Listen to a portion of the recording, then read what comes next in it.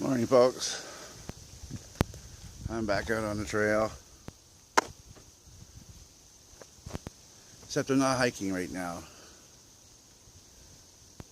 I am pissed off.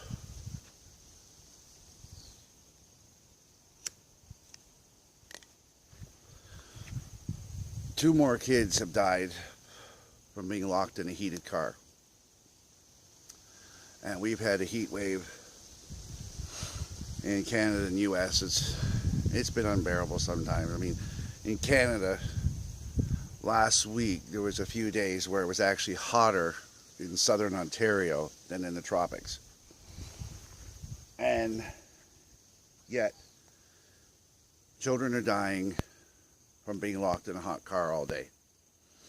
And what pisses me off, I'm sure there's a lot of good parents. And it's possible, I guess, to forget your child in the car. I understand that. It is possible. But, for, let's say, 90% of the cases, the first thing the parent does when they find out that their kid was killed in the back of their own car because they baked in the back is an excuse. First of all, I don't get how you can forget. I'm sorry. I might piss a lot of people off, but I am fucking mad. Thing is, you get up in the morning, you're getting ready for work. It's stressful, you know.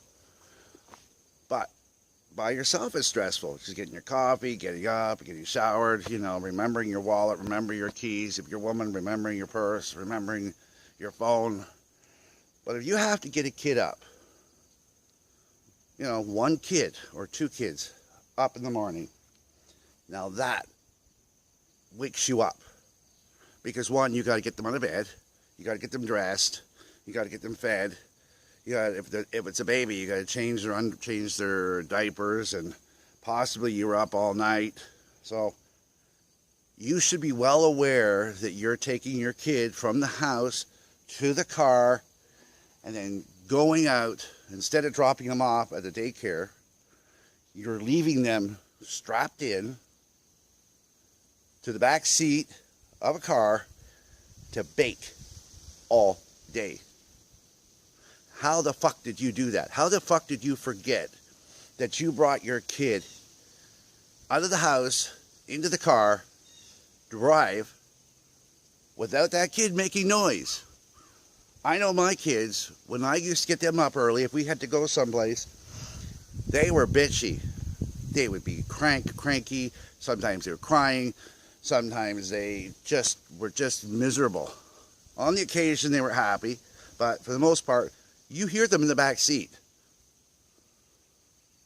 Now, I know when my kids were small, I used to put the mirror from the front seat and have it aimed in the back seat so I could see what was going on because, you know, safety.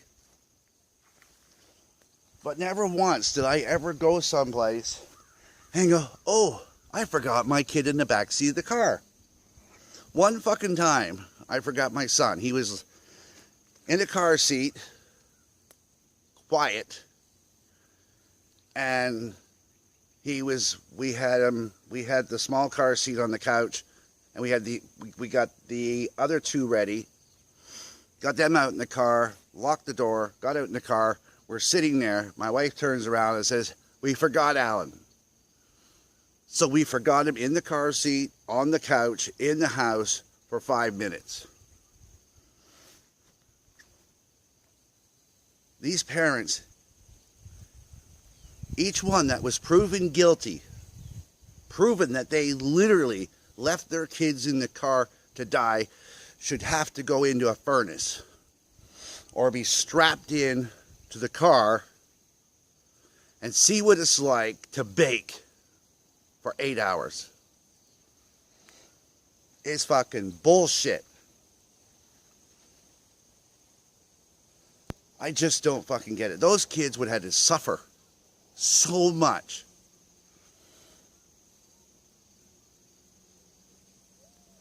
37 children last year died from heat stroke, heat exhaustion, whatever you want to call it, 37. You think about that. If I went out and I took someone I knew or a stranger, put him in the back seat of a car, if this was an adult, put them in the car and left them there all day, I would be charged with murder. If I went out and shot somebody, I would be charged with murder. Stabbed, whatever, poisoned, because I killed that person. But for 90% of these cases,